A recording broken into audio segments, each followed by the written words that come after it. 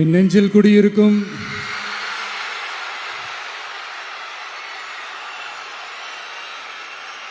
கரூர் சொந்தங்கள், உங்கள் அனைவருக்கும் என்னுடைய வணக்கம்.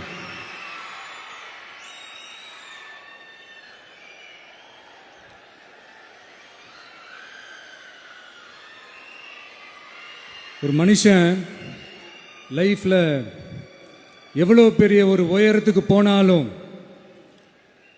மனசளவில் சில வலிகள், காயங்கள் அதை மறக்க முடியாது இல்லையா? எல்லார் லைஃப்லையும் அப்படி தான், நமக்கும் அப்படி தான். நிறையா வலிகள், காயங்கள் எல்லாத்தையும் தாண்டி தான் வந்திருக்கிறோம். ஆனால் எல்லாத்தையும் விட ரொம்ப ஜாஸ்தியான அந்த வலியும் அந்த காயமும் எனக்கு அந்த கரூர் சம்பவம் தான்.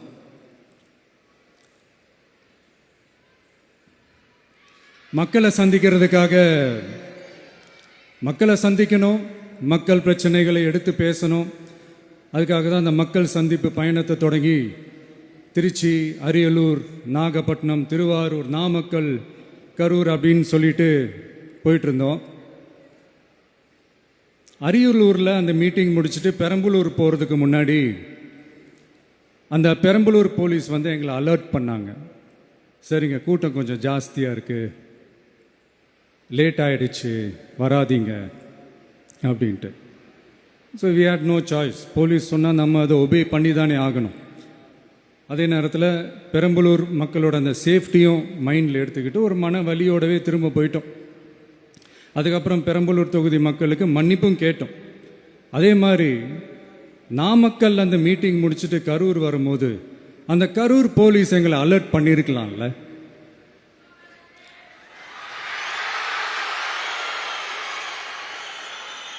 இல்லை சார், இங்கே எதிர்பார்த்ததை விட கொஞ்சம் கூட்டம் அதிகமாக இருக்குது, கண்ட்ரோல் பண்ண முடியல, வராதிங்க. அண்ட் போலீஸ் நினச்சா அவங்க அந்த மீட்டிங்கே கேன்சல் பண்ணலாம். ஏதோ தப்பாக இருக்குது, ஏதோ தப்பாக தோணுது அப்படின்னு நினச்சிட்டாலே they have all the rights to cancel the meeting. எங்ககிட்ட கேட்கணும்லாம் ஒன்றும் அவசியமே கிடையாது. ஆனால் அதையெல்லாம் எதுவுமே செய்யாமல் அந்த ஹைவேல இருந்து அந்த ஸ்பாட்டுக்கு போலீஸே எங்களை உள்ளே கூட்டிகிட்டு வந்து விட்டு அந்த நாடகம்லாம் இருக்கு பாருங்க.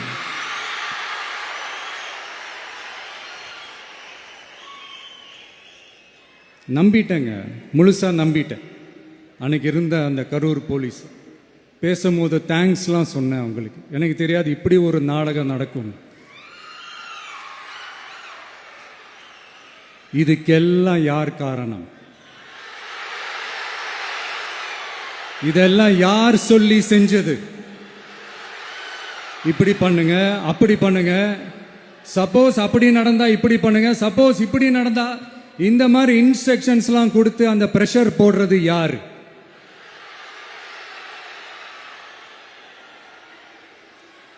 அந்த சம்பவத்தில் நம்ம யாரெல்லாம் எழுந்திருக்கோம் தெரியுமா? ஒரு டிவியில் என் படமோ பாட்டோ வந்துச்சுன்னா, அம்மா விஜய் மாமா, அம்மா விஜய் மாமா அப்படின்னு சொல்லி அவங்க அம்மா கிட்ட சிரிச்சுக்கிட்டு அந்த டிவி ஸ்க்ரீனை போய் தொட்டு முத்தம் கொடுத்துக்கிட்டு என் அக்கா தங்கச்சிங்களோட தங்க பிள்ளைகளை இழந்திருக்கோம்யா. மழலை கூட சரியா வராதப்போ ஒரு பேப்பர் மேகசின்ல என் போட்டோவை பார்த்தா அது சிரிச்சுக்கிட்டு அந்த கள்ளங்கபடம் இல்லாத அந்த சிரிப்பு, அந்த கடவுள் மாதிரி இருக்கிற அந்த பச்சை பிள்ளைங்களை இழந்திருக்கோம்யா. என் அக்கா தங்கச்சி, அண்ணன், தம்பி, குடும்ப உறவுகளை இழந்து அந்த வலியோட இருக்கிற என்ன நீங்க ஏளனமா பேசுறீங்களா? என் மேல பழிய தூக்கி போடுறீங்களா? இப்படி ஒரு சம்பவம் நடந்துருச்சு. இது ஏன், எதனால, அதுக்கான பின்னணி என்னன்ட்டு அந்த வலியோட வீட்டில் உட்கார்ந்துட்டு இருக்கிறேன். ஓடி ஒளிஞ்சிட்டான்னு வர சொல்றீங்களா? வாயின்னு முன்ன இருந்தா என்ன வேணாலும் பேசுவீங்களா?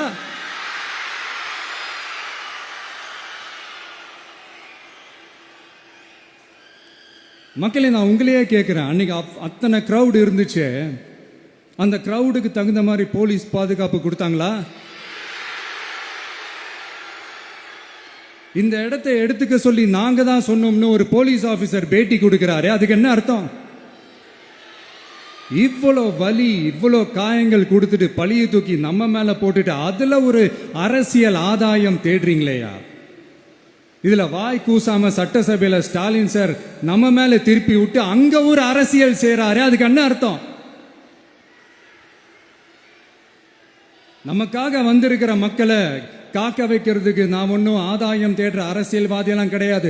மக்களுக்காக அரசியலுக்கு வந்தவன் இந்த விஜய். எனக்காக எல்லாமும் கொடுத்த என் மக்களுக்காக எல்லாத்தையும் விட்டுட்டு மக்களுக்காக மட்டுமே அரசியலுக்கு வந்தவன் இந்த விஜய்.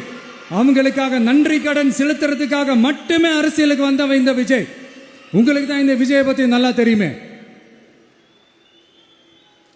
ஆனா நம்ம எல்லாருக்குமே இத்தனை வலிகள் காயங்கள் கொடுத்தவங்களுக்கு இந்த 2026 தேர்தலில் தக்க பதிலடி கொடுத்துட்டீங்க. ஆனா அது மட்டுமே பத்தாது மக்களே, அது மட்டுமே பத்தாது. காலகாலத்துக்கும் எழுந்திருக்கவே முடியாத அளவுக்கு நிரந்தரமான ஒரு பதிலடியை நீங்க கொடுத்துக்கிட்டே இருக்கணும்.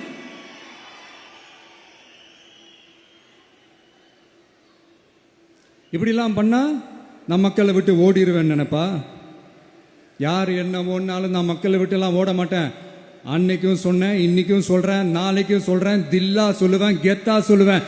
பணமா ஜனமா அப்படின்னு கேட்டா என் ஜனம் தான் எனக்கு முக்கியம்.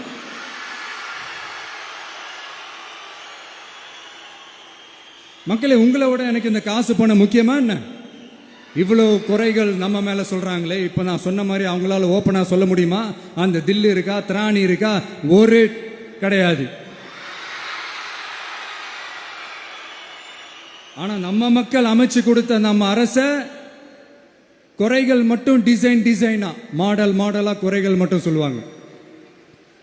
ஒவ்வொரு டிபார்ட்மெண்ட்லயும் அந்த பார்ட்டி ஃபண்ட், அந்த கட்சி நிதின்ற பேர்ல அடிக்கிற கொள்ளையெல்லாம் இந்த தீய சக்தியா இருக்கட்டும், தீந்து போன சக்தியா இருக்கட்டும், ரெண்டு பேரும் மாறி மாறி இதே தான் செஞ்சிட்டு இருக்கிறாங்க. இதுல ஒரு ஹைலைட் காமெடி என்னன்னா, சட்டசபையில் பேசும்போது பார்ட்டி ஃபண்டுன்னு தான் சொன்னேன். அது எந்த பார்ட்டி, என்ன ஃபண்டு, யாரு, என்ன பேரு எதுவுமே சொல்ல. பார்ட்டி ஃபண்டுன்னு சொன்னவனை எடுத்தாங்க பாருங்க ஒரு ஓட்டம். எனக்கே ஃபர்ஸ்ட் புரியல, ஏன்பா ஓடுறாங்க? அப்படி என்ன நம்ம சொல்லிவிட்டோம்? அதான் அந்த குற்றம் உள்ள நெஞ்சுக்கு தான் குறுகுறேங்கும். இது எப்படி இருக்கு தெரியுமா? எங்க அப்பா பீரோக்குள்ள இல்ல, எங்க அப்பா பீரோக்குள்ள இல்ல அப்படின்னு சொல்ற மாதிரி. ஐயோ, ஏன் கேக்குறீங்க? இவங்களோட செம்ம கூத்தா இருக்குங்க, செம்ம ஃபன்னா இருக்கு. சென்னையில் ஒரு பாலம் கட்டுறதுக்காக நார்மலாக ஆகிற செலவை விட அதிக செலவில், கிட்டத்தட்ட டபுள் மடங்கு செலவில் ஒரு டெண்டர் ஒன்று விட்டுருக்குறாங்க. அதையெல்லாம் தோண்டி எடுத்து அதெல்லாம் இப்போது கண்டுபிடிச்சி கேன்சல் பண்ணியிருக்கிறோம். இன்னும் எத்தனை கோடி ஊழல், எத்தனை லட்சம் கூடல் தோண்ட தோண்ட வருமோ எங்களுக்கே தெரில. ஒவ்வொரு முகமுடியாக கிழியுது. ஐயோ, இந்த விஜய் ஒவ்வொரு கதையாக எடுத்து வெளியில் விட்டுருவான் போலேன்ட்டு திரும்புகிற பக்கம்லாம் கதறல் கதறல் கதறல். காதலேருந்து ரத்தம் வராத குறை. ஆமாம், இப்படி ஊழல்லே ஊறி போனவங்க இப்படி தான் இருப்பாங்க. இந்த 50-55 நாட்களில் அங்கே செஞ்ச சில விஷயங்கள்லாம் சட்டசபையிலே எடுத்து சொன்னேன். பட் இங்கே ஒரு சில விஷயங்கள் சொல்லணும்னு நினைக்கிறேன். இந்த மின்சாரத்துறையில் இதுக்கு முன்னாடி போட முடியாமல் இருந்த அந்த பதவி உயர்வை இப்போ தான் எங்களால் போட முடிஞ்சுது. அதுக்காக ஒரு அக்கா அழுதுகிட்டே ஒரு நன்றி சொன்னாங்களே, அதெல்லாம் உங்கள் கண்ணில் படாது அந்த வீடியோலாம்.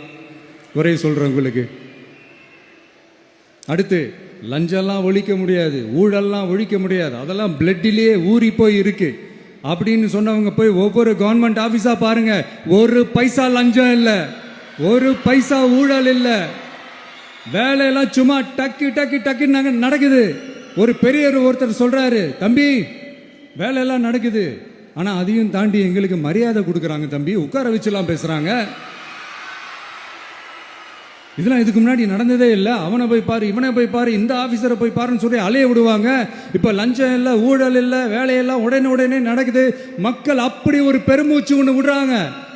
அதை பார்த்து நமக்கு அப்படி ஒரு ஹாப்பினஸ். இதுக்கு மேல என்ன வேணும்? ஏன் இதெல்லாம் பண்ண முடியாது? மனசுன்னு ஒன்று இருந்தா பண்ணலாம். இப்ப பண்ணல. அதே மாதிரி இந்த எல்என்டி நிறுவனத்தோட 18,600 crore-க்கு 3 திட்டங்கள் அந்த ஒப்பந்தம் அந்த கையெழுத்து போட்டிருக்கிறோம்.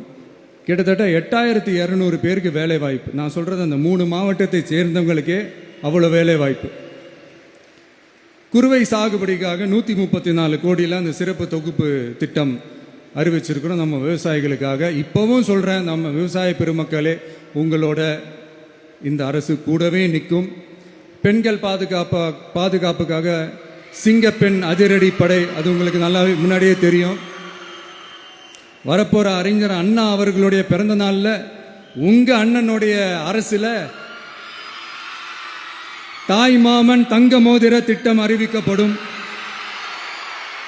இதெல்லாம் கேட்டாங்களே, வாக்குறுதி கொடுத்தீங்களே, என்னாச்சு என்னாச்சுன்னு. இந்த தீய சக்தி மாதிரி ரியல் தாய் மாமன்லாம் கிடையாது, ரியல் தாய் மாமன். எப்படி ரியல் தாய் மாமன்.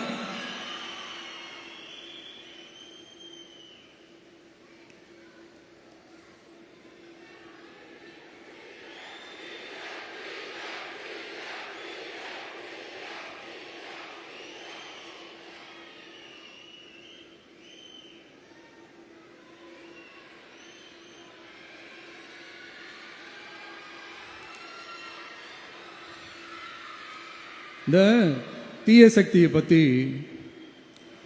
அவங்க நிர்வாகத்தை பற்றி ஒரு வெள்ளை அறிக்கை ஒன்று வெளியிட்டோம்ல, அது ஷார்ட் அண்ட் ஸ்வீட்டாக சொல்லணுன்னா, ஒரு ஓட்ட பாத்திரத்துக்குள்ளே தண்ணி ஊற்றிக்கிட்டே இருந்திருக்கிறாங்க.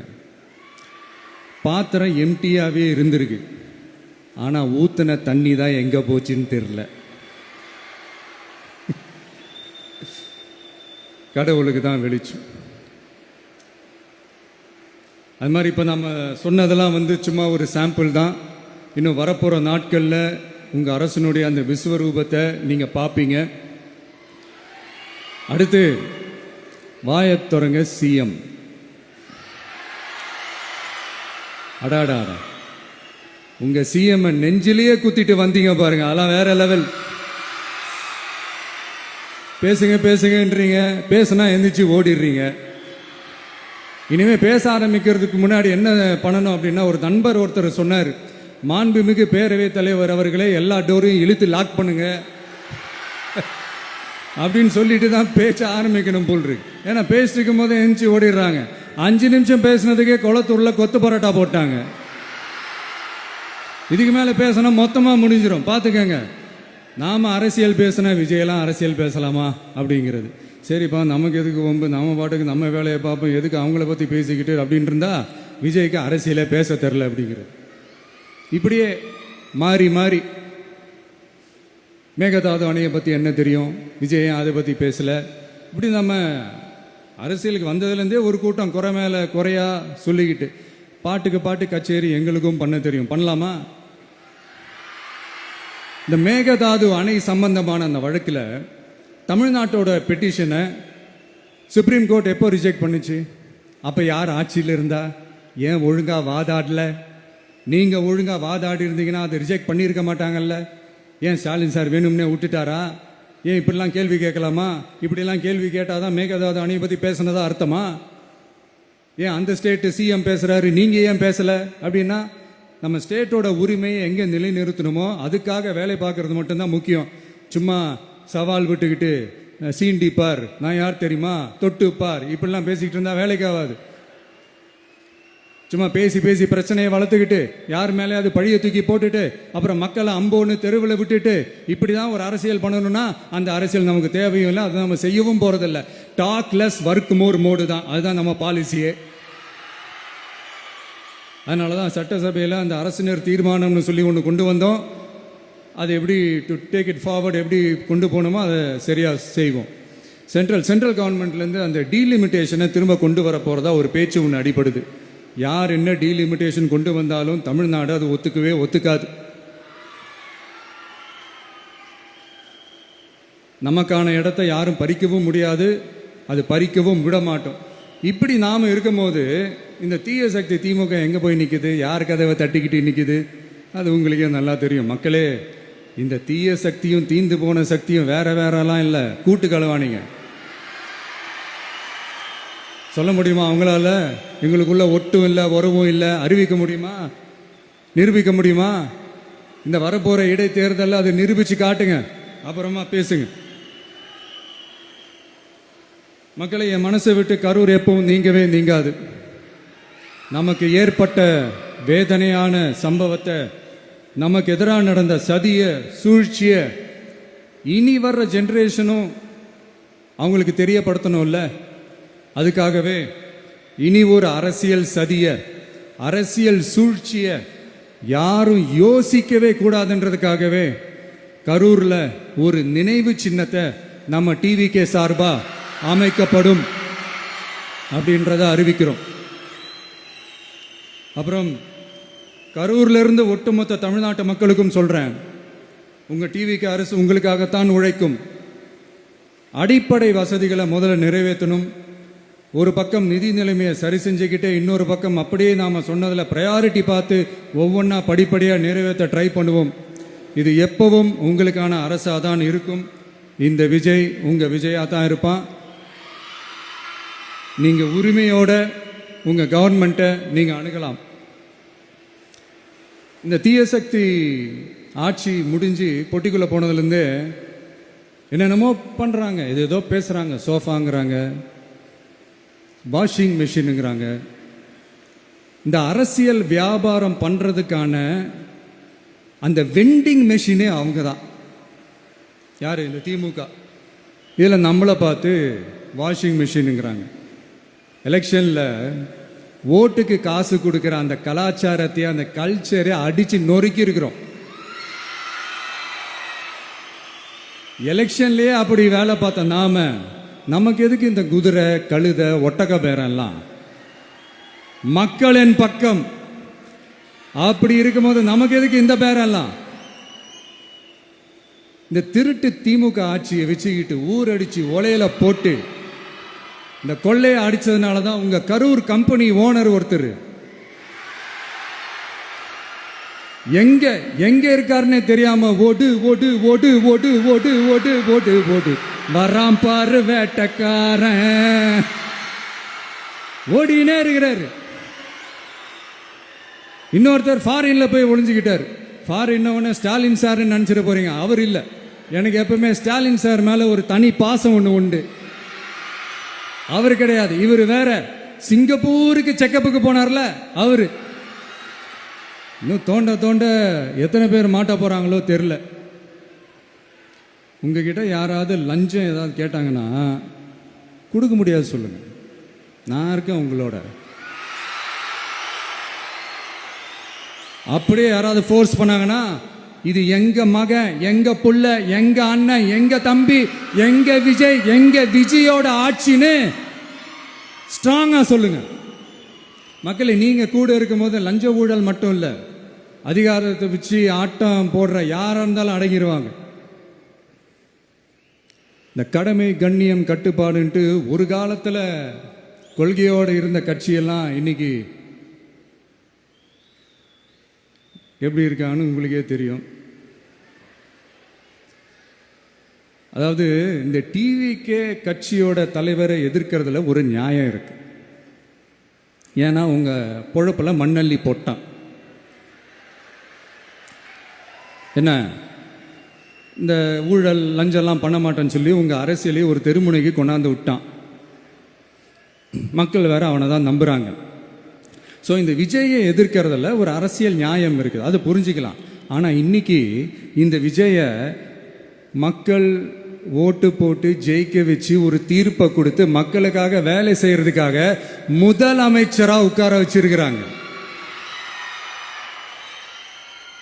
இன்னமும் நீங்க தான் ஆட்சியில் இருக்கிற மாதிரி விஜய் கரூருக்கெல்லாம் போகக்கூடாது, விஜய் இங்க போகக்கூடாது, அது செய்யக்கூடாது, இது செய்யக்கூடாதுன்னு எனக்கு புரியலையே. ஆட்சியில் இருக்கும் போது தான் இவ்வளோ கட்டுப்பாடெல்லாம் போட்டீங்க, எஸ்ஓபிஸ்லாம் போட்டீங்க, ஸ்டாலின் சார் ஆப்ரேட்டிங் ப்ரொசீஜர்லாம் போட்டீங்க. இப்போவும் அதே பண்ணிட்டு இருந்தீங்கன்னா என்ன சார் நியாயம்? இல்லை, நான் தெரியாம தான் கேட்குறேன். இன்னும் கனவுலையே இருக்கிறீங்களா? முதல்ல முழிச்சு வாங்க, ரியாலிட்டிக்கு வாங்க. உங்க ஆட்சியெல்லாம் வீட்டுக்கு போய் டிவிக்குன்னு ஒரு ஆட்சி வந்து ரொம்ப நாள் ஆச்சு.